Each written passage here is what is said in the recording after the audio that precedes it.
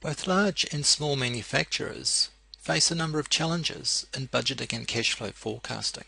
These include the ability to predict profitability and related cash flows from one period to the next, the ability to match revenues generated with the cost of goods produced, the ability to manage raw material ordering and finished goods stock levels, the ability to incorporate capital expenditure and other non-operating activities in their forecasts, the ability to report actual to budget contributions by product and department, and how to engage management in the reforecasting processes. So let's now look at two examples, one of a food manufacturer and the other a plastic injection molding manufacturer, to see how driver-based forecasting helps solve their planning and reporting challenges. In our food manufacturer, a key feature is the comprehensive ingredient list in the non-financial driver area.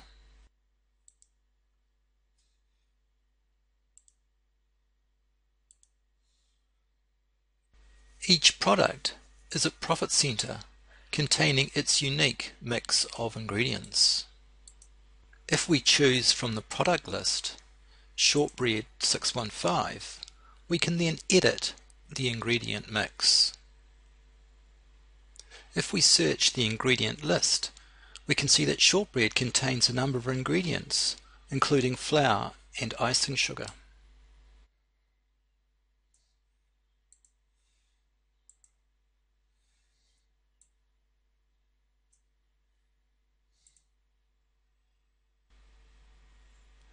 These drivers represent the kg ingredient quantity per carton of products sold. So if the number of cartons sold for this product changes, so does the amount of ingredients required.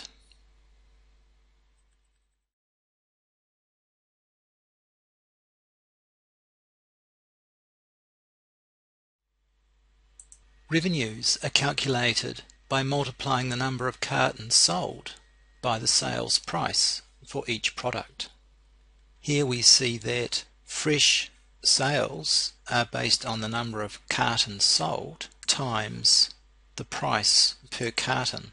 In this case, a carton of shortbread retails for $74.99. This setup allows what-ifs based on price, quantity, and the mix of ingredients. Direct costs comprise the cost of cartons sold, the cost of ingredients, and other production-related costs. Cost of sales is calculated by multiplying the number of cartons sold by the standard cost per carton. Here we can see that the cost of shortbread is $50 per carton. The cost of goods produced includes the cost of ingredients, the cost of labour, and the cost of wrapping and packaging materials. Here we can see the dollar cost of cartons, machine tape, and coloured thermal labels. The cost of ingredients, labour and wrapping is automatically transferred to finished goods inventory. Here we see the transfer line for packaging that is variable on all packaging costs. The non-cash timing assumption links the accumulated costs to packaging and wrapping inventory.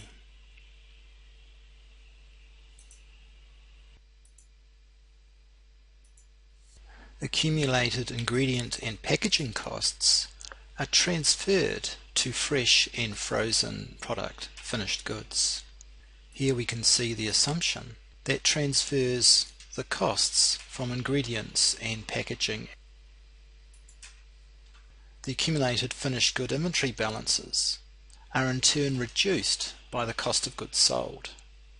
Accumulating inventory balances indicates an excess of production costs, whereas negative balances indicate a stock shortfall compared to sales at standard cost.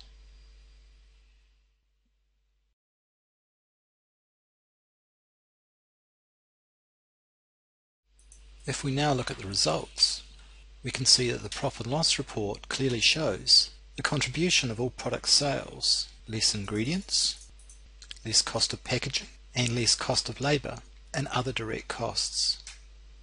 Here we can see the impact of overhead expenses and the net contribution from one period to the next. If we look at the balance sheet, we can see the finished goods, we can see the total prepayments, plant and equipment, the effect of creditors, loans and equity. If we look at the cash flow, we can see the combined impact of product sales, payment of direct ingredient, labour and other production costs, overhead expenses, servicing of bank, trade, creditors, debtors. We have financing activities, and here in this case the purchase of some plant and equipment, and the servicing of a loan. On the final page we have our estimated closing bank balance. If we now look at our profit centre list, we can now print a report just for 615 shortbread and see the contribution of this product on its own. Here we can see the expected revenues, cost of goods sold at standard cost, the ingredient purchases, cost of labour, packaging, and the impact of any other overheads allocated to this particular product. If we review the driver report, you can see ingredient requirements for the entire organisation for all products. Here we can see the expected number of cartons sold and the required quantities. We can then also view this by product.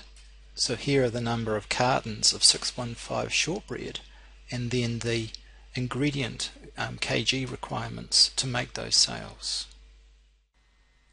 Engaging management in the forecasting process and performing what-ifs and break-even analysis are a simple case of updating the ingredient drivers and the number of cartons produced.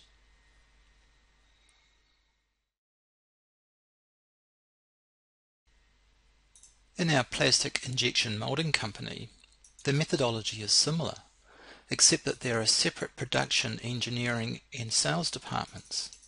In this case, the drivers are the predicted sales volumes for plastic tanks, plastic boats, plastic pipes and plastic safety matting. These unit sales predictions are prepared by the sales team and are used for coordinating and prioritising the production process.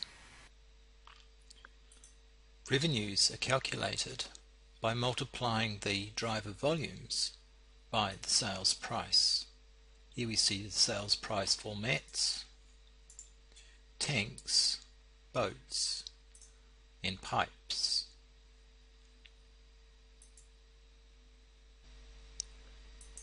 Cost of goods sold are calculated by multiplying the same driver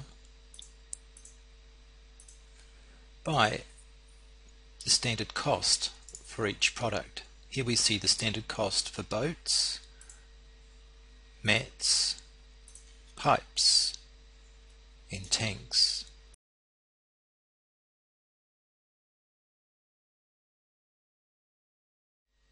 All direct production and material costs incurred by the engineering and manufacturing departments are transferred to the product assembly departments.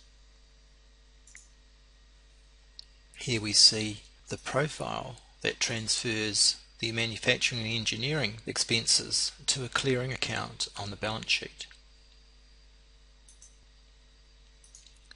Product fit expenses are then transferred to the respective inventory accounts. Here we see the production fit for aqua tanks being transferred to finished goods for tanks. As goods are sold by the sales departments, the finished goods production cost accumulation reduces.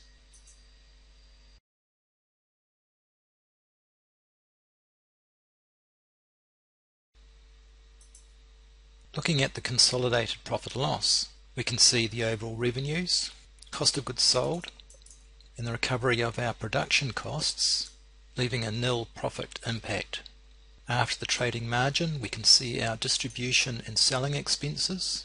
And following the gross profit, we can see the other indirect expenses, including admin, interest, and taxation.